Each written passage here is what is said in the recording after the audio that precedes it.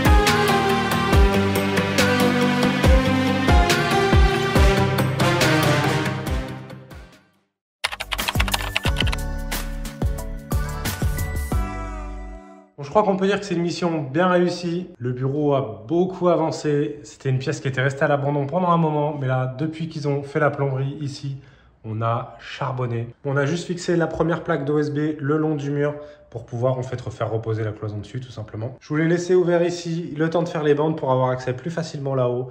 Mais je sais pas, j'hésite. Je sais pas si ce sera plus facile et tout parce qu'après on va remettre un peu de placo dessous jusque là et du coup j'aurai une bande à faire ici aussi. Donc si je la fais après, ça va être long. Bref, si ça se trouve au final on va finir le plancher demain et comme ça sera réglé. Donc encore 2-3 petits détails, les plafonds entre les chevrons, la trappe de visite ici mais que j'ai pas encore reçue. Et ensuite la grande et belle étape des bandes. Ça m'avait manqué beaucoup. Très bon.